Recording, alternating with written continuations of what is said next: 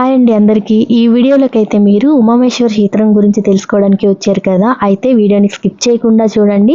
నేను ప్రతి చిన్న ఇన్ఫర్మేషన్ కూడా మిస్ అవ్వకుండా ఇస్తాను. ముందుగా మనం ఈ వీడియో ద్వారా ఏం తెలుసుకోబోతున్నామంటే ఆలయం యొక్క చరిత్ర, అలాగే ఆలయానికి చేరుకోవడానికి మనకు ఉండే సదుపాయాలేంటి, ఆలయం టైమింగ్స్, ఇవన్నీ కూడా మనం ఈ వీడియో ద్వారా తెలుసుకుందాం. హైదరాబాద్ నుండి ఆలయంకు చేరుకునే విధానం. హైదరాబాద్ నుండి శ్రీశైలంకి వెళ్ళే దారిలో మనకి నాగర్ కర్నూలు జిల్లా అచ్చంపేట దాటిన తర్వాత రంగాపూర్ నుండి 5 కిలోమీటర్ల లోపలికి వెళ్తే ఉమామహేశ్వర క్షేత్రం అనేది ఉంటుంది. అందులో 2 కిలోమీటర్లు అనేది ఘాట్ రోడ్ కూడా ఉంటుంది. చూశారు కదా, మనకి ఆర్చ్లో నుంచి ఇలా లోపలికి వచ్చినట్లయితే 5 కిలోమీటర్ల వరకు లోపలికి వెళ్ళాల్సి ఉంటుంది. అది కూడా ఎలాంటి పొల్యూషన్ అనేది ఉండదు.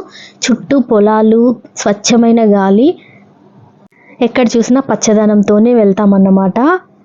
ఈ ఆలయంకి చేరుకోవడానికి మనకి కార్తీక మాసం, సంక్రాంతి టైంలో అయితే భక్తుల రద్దీ ఎక్కువగా ఉంటుంది కాబట్టి ఆటోలు అలాంటివన్నీ మనకి అందుబాటులో ఉంటాయి. మామూలు టైంలో అయితే ఎవరి సొంత వెహికల్లో వాళ్ళు రావడమే. లోపలికి 5 కిలోమీటర్ల దూరం అయితే ఉంటుంది ఆలయం.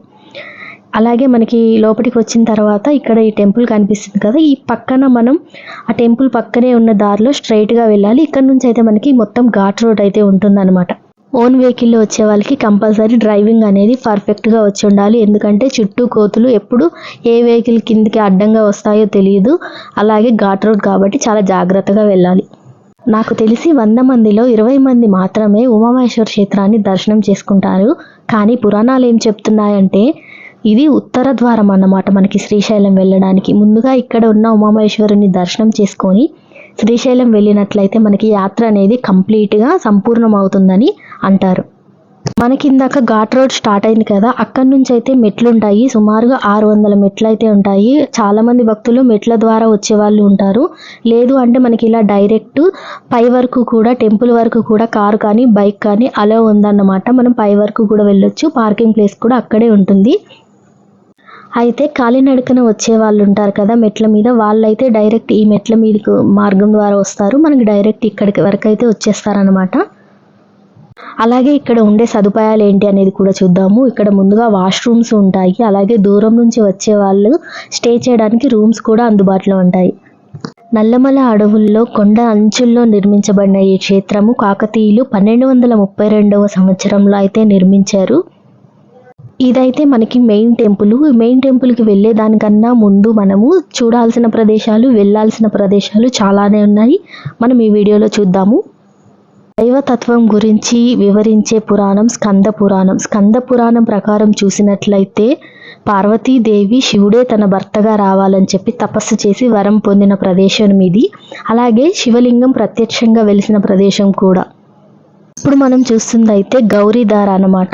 ఇది కొండ ప్రాంతాల నుంచి ఎప్పుడు అంటే సంవత్సరం మొత్తం ఎప్పుడు నీళ్లు పడుతూనే ఉంటాయి కిందికి దారల్లాగా. మొత్తం ఇక్కడ మనకి 11 దారలు అయితే ఉంటాయి.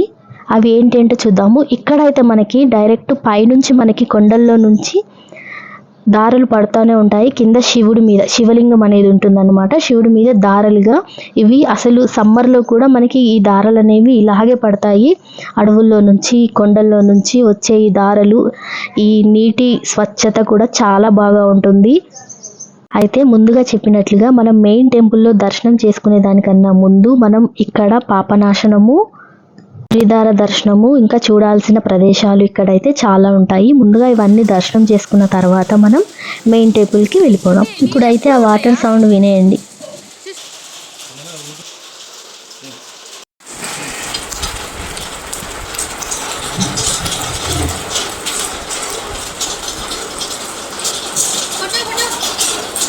కూడా ఈ ప్లేస్కి అనేది రావచ్చు అనమాట. చాలామంది ఎక్కడెక్కడికో వెళ్తూ ఉంటారు మంచి ప్రశాంతమైన ప్రదేశం కావాలని చెప్పేసి. అలాంటి వాళ్ళకైతే ఈ ప్లేస్ అనేది చాలా బాగుంటుంది. ఇంత కొండ మీద ఇంత పైకి ఉన్న టెంపుల్లో కూడా మనకి నిత్య అన్నదానం అయితే ఉంటుంది. కానీ ఆఫ్టర్నూన్ మాత్రమే ఉంటుంది.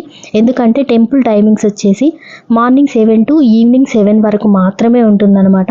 ఎందుకంటే చాలా ఎత్తులో ఉంటుంది, కొండ మీద ఉంటుంది కాబట్టి నైట్ టైం అనేది 9 ఆ టైం వరకు కూడా ఉండదు టెంపుల్.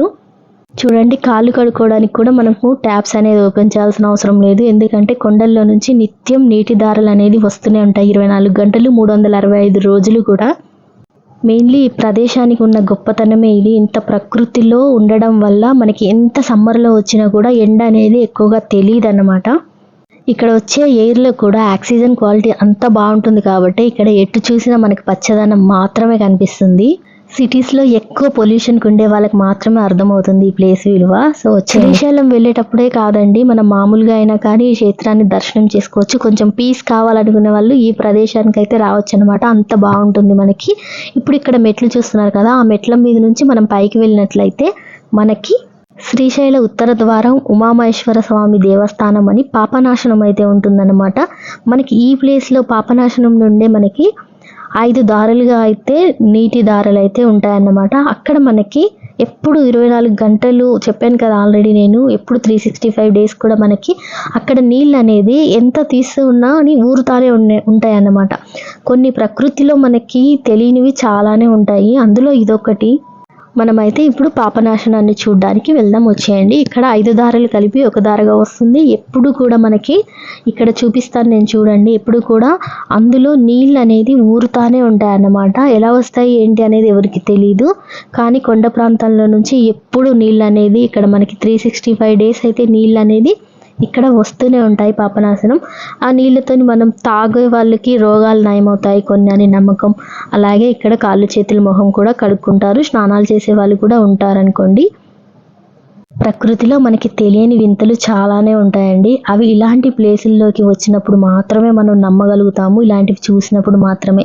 ఏదైనా పుణ్యక్షేత్రాల్లో దైవక్షేత్రాల్లో మాత్రమే ఇలాంటి అద్భుతాలు అనేవి చూడగలుగుతాము.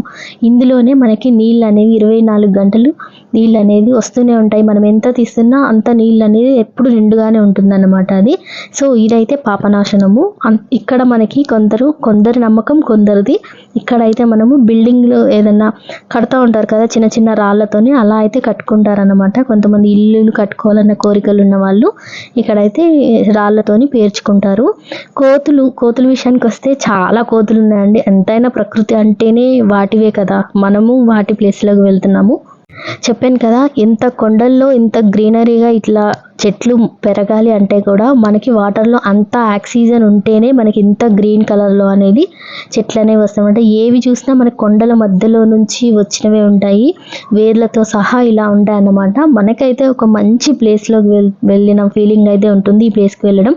అండ్ అలాగే ఉత్తర ద్వారం ఇక్కడ నుంచి మనం శ్రీశైలంకి వెళ్ళడానికి దారి అన్నాం కదా, ఇదేనండి, ఈ ప్రాంతమే. ఇక్కడ ఉన్న ఈ ప్లేస్ ఇప్పుడు చూసిన ప్లేసే మనము. అందులో నుంచి అయితే పురాణ కాలంలో వెళ్ళే వాళ్ళంట, ఇప్పుడైతే మనం లోపలికి వెళ్తే గబ్బిలాలు ఎమ్మడి పడతాయి అన్నమాట. సో అది. అలాగే మనము పాపనాశనం అయిపోయిన తర్వాత మనం ఇప్పుడు మెయిన్ టెంపుల్కి వెళ్ళడానికి ఇక్కడైతే టికెట్లు అర్చనకి రేట్లు అయితే ఉన్నాయి. ఎక్కువ రేట్ కూడా కాదు, మనం దర్శనానికి వెళ్ళాలంటే 10 రూపాయలు, కుంకుమార్చన 50 రూపాయలు అలా ఉంటుందన్నమాట. మనం ఇక్కడ టికెట్ తీసుకొని లోపలికి వెళ్ళాల్సి ఉంటుంది. మెయిన్ టెంపుల్ విషయానికి వస్తే మనము ముందుగా గణేశుని దర్శనం చేసుకుంటాము, అలాగే పార్వతీదేవి, తర్వాత ఉమామహేశ్వరుడు, తర్వాత మహిషాసురవర్ధిని, తర్వాత అయ్యప్ప స్వామి, తర్వాత సీతారాముల వారు. ఈ మెయిన్ టెంపుల్లో ఈ అందరి విగ్రహాలు అయితే మనకి ఉంటాయన్నమాట. అలాగే ఇంకో విషయం ఏంటి అంటే మొబైల్స్ అలౌ చేస్తారండి. మొబైల్స్ ఏమి గుళ్ళోకి తీసుకురాకూడదు అలాంటి నియమం ఏమీ లేదన్నమాట. కాకపోతే వీడియోస్ అవి తీయకూడదని చిన్న బోర్డు అయితే మెన్షన్ చేసి ఉంటారు. అలాగే ప్రతాపరుద్రుని కోట కూడా ఈ పక్కనే ఉండేదంట అండి. శివుని దర్శనం చేసుకొని వాళ్ళ కోటకైతే చేరుకునే వాళ్ళంట. కాకతీయుల నిర్మాణ కట్టడాలు అనేవి చాలా గొప్పగా ఉండేవి కదా. అలాగే మనం ఏవైనా తెచ్చుకుంటే మనం బండ్ల మీద కానీ కారు మీద కానీ పెట్టుకొని వస్తే కోతులు మొత్తం స్వారీ చేసేస్తాయి. సో అదన్నమాట, కోతులతో జాగ్రత్తగా ఉండాలి. ఫైనల్లీ వీడియో అయిపోయిందండి. నేను అన్ని టాపిక్స్ కవర్ చేశాను అనుకుంటున్నాను. మీకు ఏదైనా తెలిస్తే నాకు కామెంట్ చేయండి. వీడియో నచ్చితే లైక్ చేసి